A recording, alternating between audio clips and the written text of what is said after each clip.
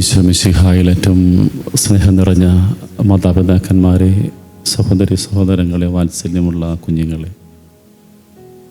ലൂക്കായുടെ സുവിശേഷം 19-ാം അധ്യായം 1 മുതലുള്ള വാക്യങ്ങളിലൂടെ നിധി കണ്ടെത്തിയ മനുഷ്യരാകാനായിട്ട് കർത്താവ് നമ്മളെ വിളിക്കുകയാണ്. ഈ വചനഭാഗത്തിൻ്റെ പശ്ചാത്തലം ഈശോയുടെ ജെറിക്കോയിലൂടെയുള്ള യാത്രയാണ്.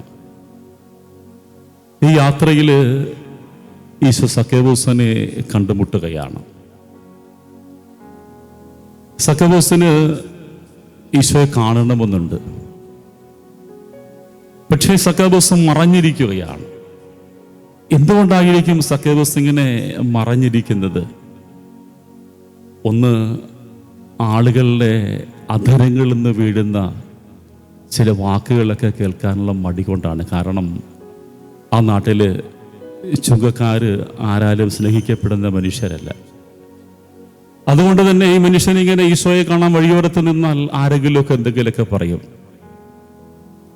രണ്ടാമതായിട്ട് സക്കേവൂസിന്റെ മനസ്സിൽ ചിന്തയുണ്ടാകും, ക്രിസ്തു വന്ന മനുഷ്യന്റെ മുമ്പ് നിൽക്കുവാൻ മാത്രം ഞാൻ യോഗ്യനാണോ?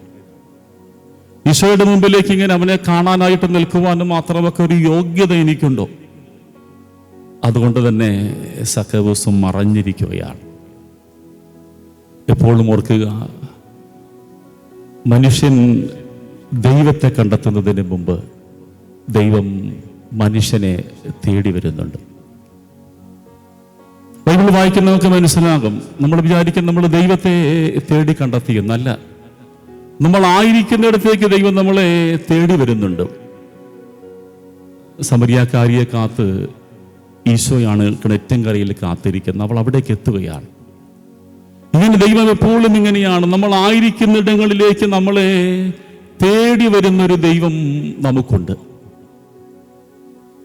നമ്മുടെയൊക്കെ ദൈവിക ചിന്തയിൽ ഈ നോമ്പ് കാലത്തൊരു മാറ്റമുണ്ടാകണം. എന്നെ ഇങ്ങനെ തേടി വരാനായിട്ട് എനിക്കൊരു ദൈവമുണ്ടെന്നൊരു ചിന്തയുണ്ടാകണം.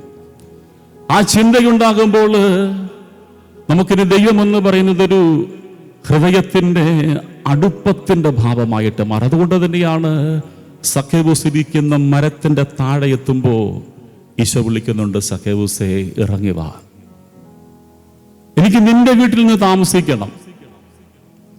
അതുവരെയും മറഞ്ഞിരുന്ന സക്കേവൂസിനെ ഈശോ ജനത്തിന്റെ നടുവിലേക്ക് നിർത്തുകയാണ്. ഇതാണ് ഓർത്തിരിക്കുക, അയോഗ്യതകളെന്ന് പറഞ്ഞ് നമ്മളൊക്കെ പിന്നിലേക്ക് പോകുമ്പോൾ ദൈവം നമ്മളെ ഇങ്ങനെ ചേർത്ത് പിടിച്ച് മനുഷ്യന്റെ മുമ്പിലേക്ക് നിർത്തും.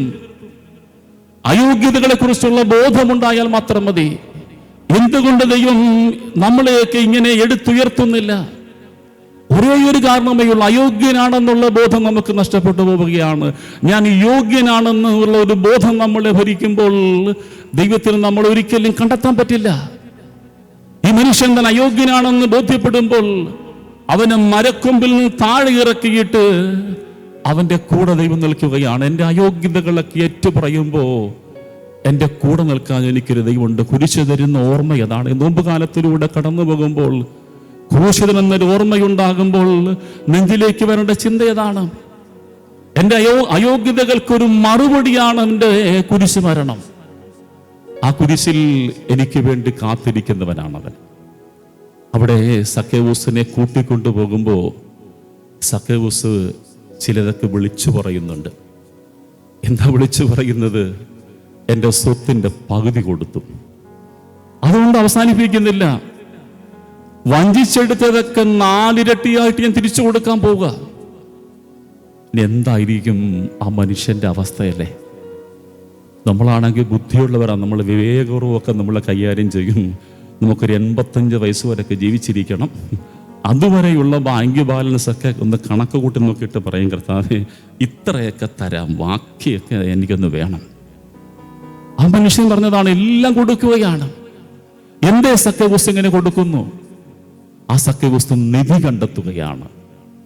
മത്തായി സുവിശേഷത്തിന്റെ 13-ാം അധ്യായത്തിൽ നമ്മൾ 44 വാക്യങ്ങൾ വായിക്കുന്നുണ്ട്. ഈശോ പറയുന്ന ഒരു കൊച്ചു കഥയുണ്ട്, നിധി കണ്ടെത്തിയ മനുഷ്യൻ. ഒരാൾ വയലിൽ നിധി കണ്ടെത്തുകയാണ്. പിന്നെ അയാൾ എന്താ ചെയ്യുന്നത്? തനിക്കുള്ളതെല്ലാം പോയിട്ട് വിൽക്കുകയാണ്. എന്നിട്ട് അയാൾ ആ നിസ്സാരമായ വയൽ വാങ്ങുകയാണ്. കാരണം അയാൾക്കറിയാം അതിൽ നിധി ഒളിഞ്ഞിരിപ്പുണ്ട്. സക്കവസ്തു കണ്ടെത്തുന്ന നിധിയാണ്. അതുകൊണ്ട് അവൻ എല്ലാം വിൽക്കുകയാണ്. തനിക്കുള്ളതൊക്കെ വിറ്റിട്ട് അവൻ ക്രിസ്തുവിന്റെ സ്വന്തമായിട്ട് മാറുകയാണ്. പൗലോസ് മനോഹരമായിട്ട് പറയും, ഈശോ മിശിഹായി എന്നെ സ്വന്തമാക്കിയിരിക്കുന്നു. ദൈവത്തെ കണ്ടെത്താൻ ഒരാൾക്ക് മാത്രമേ ഇങ്ങനെ വിട്ടുകൊടുക്കാനായിട്ട് പറ്റൂ. ഇല്ലെങ്കിൽ നമ്മൾ ഇങ്ങനെ തേടി നടക്കുന്നവരാണ്. അതാണ് ഈശോ പറഞ്ഞത്, നിങ്ങൾ ഒന്നാമതായിട്ട് ദൈവത്തിന്റെ രാജ്യവും നീതി അന്വേഷിക്കുക, ബാക്കിയുള്ളതെല്ലാം നൽകപ്പെടും. ദൈവത്തെ കണ്ടെത്തിയവന് മാത്രമേ ഇനി ഈ തേടി നടപ്പ് അവസാനിപ്പിക്കാൻ പറ്റൂ. നമ്മളൊക്കെ ഇങ്ങനെ തേടി നടക്കുന്നവരാണ്. നമ്മൾ എന്ത് തേടി നടക്കുന്നു? ദൈവത്തെ തേടി നടക്കുന്നെങ്കിൽ അവൻ കൂടെയുണ്ട്, അവൻ നമ്മുടെ ഉള്ളിലുണ്ട്. അവനെ ഒന്ന് കണ്ടെത്താൻ കഴിഞ്ഞാൽ പിന്നെ ഈ ജീവിതം മുഴുവനും വല്ലാത്തൊരു സ്വസ്ഥതയാണ്. ജീവിതം ഒരു ആനന്ദമാണ്. അതുകൊണ്ടാണ് മറിയം വിളിച്ചു പറയുന്നത്, എൻ്റെ ആത്മാവ് കർത്താവിനെ മഹത്വപ്പെടുത്തുന്നു, എൻ്റെ ചിത്തം എൻ്റെ രക്ഷകനായി ദൈവത്തിൽ ആനന്ദിക്കുന്നു. ദൈവത്തെ കണ്ടെത്തിയവൻ ഇനി അവനാണ് നിധി എന്ന് പറയുന്നത്. നമ്മൾ എത്രമാത്രം ഈ നിധി തേടുന്നവരാണ്. ഈശോ മിശിഹായ എന്ന നിധിയെ തേടിയ ഒരാൾക്ക് മാത്രമേ ഈ നോമ്പ് കാലത്ത് അവൻ്റെ സ്നേഹം അന്വേഷിക്കാനും കണ്ടെത്താനും പറ്റുകയുള്ളൂ. ഇതുപോലൊരു പരീക്ഷാകാലമാണ്. ഇടവകയിൽ +2 പഠിക്കുന്നൊരു പെങ്കൊച്ച്, അവൾ ആ സ്കൂളിലെ ടോപ്പറാണ്, പഠിക്കാൻ മിടുകയാണ്. അവളിങ്ങനെ പരീക്ഷ ഒരുക്കിയുടെ കുർബാനയൊക്കെ കഴിഞ്ഞ് പിറ്റേന്ന് രാവിലെ കുർബാന കഴിഞ്ഞ് മുറിയിൽ എന്നെ കാണാൻ വന്നു. അച്ഛൻ പ്രാർത്ഥിക്കണം. ഞാൻ ചോദിച്ചു, മോളെ ഇന്നലെ അച്ഛൻ പ്രാർത്ഥിച്ചതല്ലേ, ഇന്നും കൂടെ പ്രാർത്ഥിക്കണം? അച്ഛൻ പ്രാർത്ഥിക്കാൻ ഞാൻ മറ്റൊരു കാര്യത്തിന് പ്രാർത്ഥിക്കാൻ വന്നതാണ്. എന്തിനാ? അവൾ അപ്പൻ്റെയും അമ്മയുടെയും ഏക മകളാണ്. അവൾ എന്നോട് പറയാം, അച്ഛൻ ഇന്ന് മുതലൊന്ന് പ്രാർത്ഥിക്കണം, എൻ്റെ അപ്പൻ രാത്രി 12 മണി കഴിഞ്ഞ് വീട്ടിൽ വരാവും. ഇതൊരു വല്ലാത്ത പ്രാർത്ഥന. ഞാൻ ചോദിച്ചു, എന്താ മോളെ ഈ പറഞ്ഞ്? സാധാരണ നമ്മളൊക്കെ ആഗ്രഹിക്കുന്നത് മാതാപിതാക്കന്മാർ കഴിവതും നേരത്തെ വീട്ടിൽ വരണമെന്നുള്ളതാണ്. അച്ഛൻ അങ്ങനെ പ്രാർത്ഥിക്കരുത്, എൻ്റെ അപ്പൻ രാത്രി 12 മണി കഴിഞ്ഞ് വരാവൂ. ഞാൻ ചോദിച്ചു, എന്താ പറ്റിയേ? അദ്ദേഹം നന്നായിട്ട് മദ്യപിക്കും. മദ്യപിച്ചെത്തിയാൽ പിന്നെ വീട്ടിൽ ബഹളമാണ്. ഈ കൊച്ചിന് പഠിക്കണം. അവൾ എന്നോട് ഇങ്ങനെ കരഞ്ഞുകൊണ്ട് എൻ്റെ കയ്യെ പിടിച്ച്, അച്ഛാ എനിക്ക് പഠിക്കണം, എൻ്റെ അമ്മയുടെ കണ്ണീരൊക്കെ ഒന്ന് മാറ്റണം, എൻ്റെ അപ്പം നേരത്തെ വന്നാൽ എനിക്ക് പഠിക്കാൻ പറ്റില്ല. ഞാൻ അവളെ ആശ്വസിപ്പിച്ച് പറഞ്ഞു വിട്ടു. പിറ്റേന്ന് ഞാൻ ഈ അപ്പനെ വിളിപ്പിച്ചു, ധൈര്യത്തോടെ വിളിപ്പിച്ചു. ഞാൻ ഈ മനുഷ്യനോട് ചോദിച്ചു, ഇദ്ദേഹം പകല് കണ്ടാൽ വളരെ ശാന്തൻ, അദ്ദേഹം രാത്രിയിൽ മദ്യപിച്ചിരിക്കുന്ന അദ്ദേഹത്തിന് പകൽ അറിയത്തുമില്ല. പകൽ ഈ അമ്മയും മകളും ഇദ്ദേഹത്തെ വളരെ സ്നേഹത്തോടെ കൊണ്ടുനടക്കുന്നു, അദ്ദേഹം ഒന്നിനെക്കുറിച്ചും ബോധവാനല്ല. ഞാൻ ചോദിച്ചു, മകള് അപ്പനെ കുറിച്ച് എന്ത് വിചാരിക്കുന്നറിയാവോ? അദ്ദേഹം പറഞ്ഞു, മകൾക്ക് അവനോട് ഭയങ്കര സ്നേഹമാച്ചാ, എനിക്ക് അവളോടും ഭയങ്കര സ്നേഹമാണ്. ഞാൻ പറഞ്ഞു, വെറുതെയാ, ഇന്നലെ എൻ്റെ മുമ്പിൽ നിന്ന് ആ കൊച്ചു പറഞ്ഞു, എൻ്റെ അപ്പൻ രാത്രി വൈകി വന്നിരുന്നെങ്കിലോ എന്ന്. ഈ മനുഷ്യൻ്റെ കണ്ണ് നിറയെ. അദ്ദേഹം ചോദിച്ചു, എന്താച്ചാ പറഞ്ഞു? ഞാൻ പറഞ്ഞു, മദ്യപിച്ച് രാത്രിയിലെത്തുന്ന ഈ അപ്പനെ അവൾക്ക് ഭയമാണ്. അദ്ദേഹം അവിടെ ആ കസരയിൽ ഇരിക്കുകയാണ്. കുറച്ച് കഴിഞ്ഞ് ഇറങ്ങിപ്പോയി. വൈകിട്ട് വന്നിട്ട് വച്ച് എനിക്കൊന്ന് കുമ്പസാരിക്കണം. ആ മനുഷ്യനൊന്ന് നന്നായിട്ടൊന്ന് കുമ്പസാരിക്കുകയാണ്. പിന്നീട് ദിവസങ്ങളിലൊക്കെ ഇപ്പോൾ ഇദ്ദേഹം മദ്യപാനമൊക്കെ അദ്ദേഹം തന്നെ സ്വയം നിയന്ത്രിച്ച് വേണ്ടെന്ന് വെച്ചു. മെയ് മാസം ഈ കുഞ്ഞിൻ്റെ റിസൾട്ടുമായിട്ട് അപ്പനും അമ്മയും ഈ കൊച്ചും കൂടിയാണ് വരുന്നത്.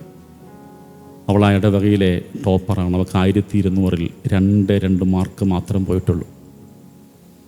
ആ മകളുടെ റിസൾട്ട് കൈ പിടിച്ചുകൊണ്ട് അപ്പം പറയുന്നൊരു കാര്യമുണ്ട്, ഞാൻ ക്രിസ്തുവിനെ കണ്ടെത്തിയപ്പോൾ എൻ്റെ വീട് നന്നായി. ഞാൻ ക്രിസ്തുവിനെ കണ്ടെത്തിയപ്പോൾ എൻ്റെ വീട് നന്നായി.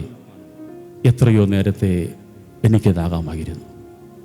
വൈകിപ്പോയിട്ടില്ല. ഈ നോമ്പ് കാലത്ത് നമുക്കൊന്ന് പ്രാർത്ഥിക്കാം. ഞാനൊന്ന് ഈശോയെ കണ്ടെത്തിയിരുന്നെങ്കിൽ എൻ്റെ വീട് എത്ര നന്നാകുമായിരുന്നു. നമുക്ക് ഓരോരുത്തർക്കും ഒരു ഓർമ്മയാകട്ടെ.